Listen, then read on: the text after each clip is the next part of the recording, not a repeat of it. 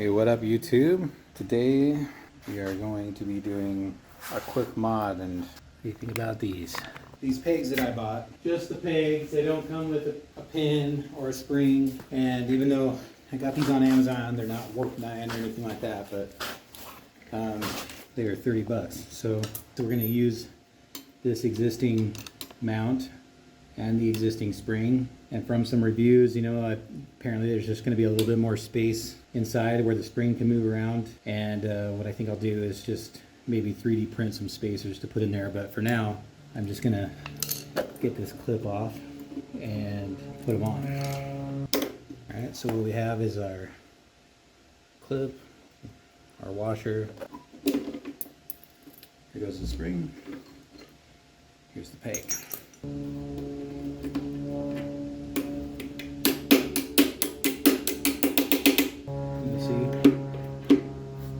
Good. Get our washer, pin back in.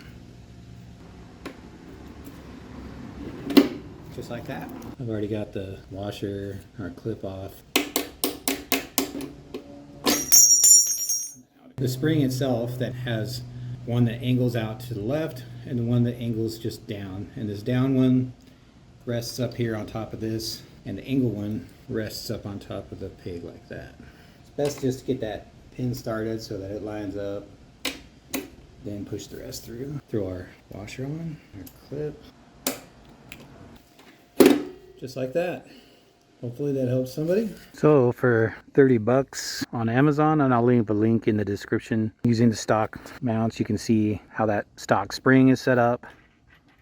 Again, I'll probably get a spacer, like 3D print a spacer to go between this and maybe up here so that it pushes it this way, so that this thing stays down below. I still think for 30 bucks and a quick 3D print or even a couple of washers or something in there, that it's a lot easier on the wallet than the warp 9. But I mean, don't get me wrong, I would like the warp 9. Drop a like if you think these look good. I decided on red because of something that might be coming in the future. So let's go give these a test. And immediately you can feel the difference. Everybody says, oh, get rid of the stock pegs. They're not kidding.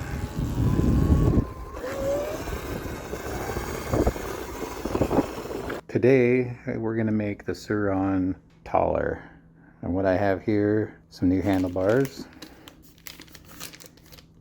And by the way, links in the description for all the parts I'm using on my Sur-Ron, including these handlebars, this stem, which, you know, I wasn't deciding on whether to get a direct mount stem or the extension stem here. I opted for this because it's cheaper. It's only 19 bucks, and if I don't like it, I can always go to a direct mount stem afterwards. But I have a buddy that has one of these and it seems solid to me, and I'm still unsure of having a hard crash on the Sur-Ron. And with the direct mount stem, if the handlebars hit, you're talking about breaking your forks or your tree, and that's something I don't want to do. I'd rather just have the handlebars twist, and I can just twist them back. So let me know in the comments if you think that's a bunch of shit or I'm being paranoid, but that's just my concern with it.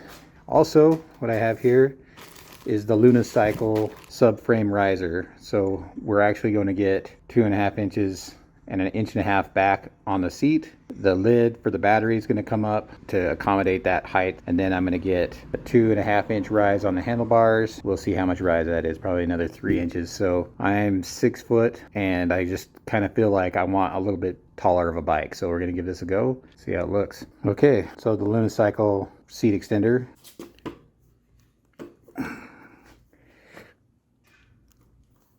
Those are really on there.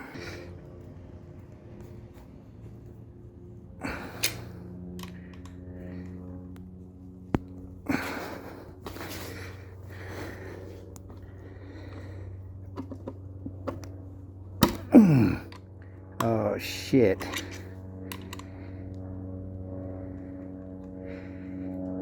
One day later. We'll just go ahead and get these brakes and grips off. Get this throw. All right.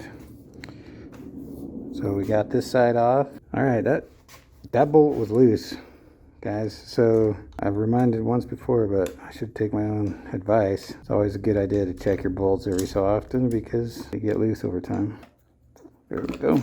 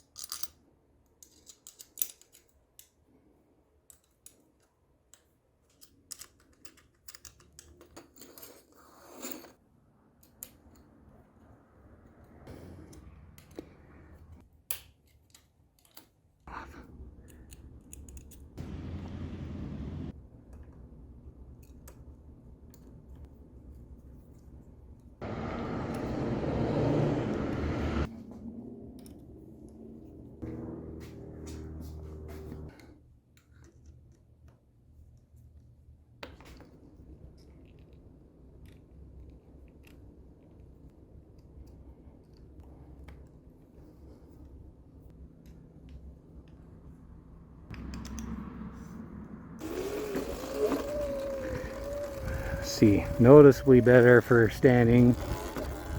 And mind you, I do lots of trail riding.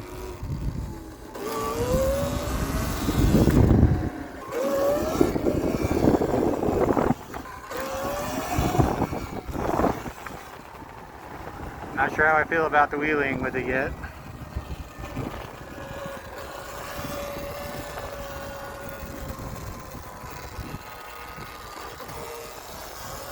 Test the jump.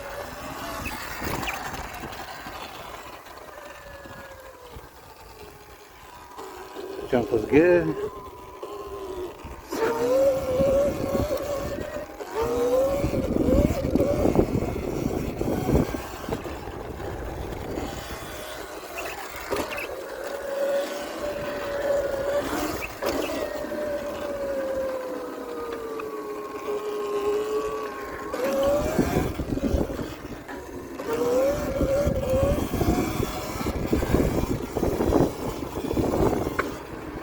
Different balance point.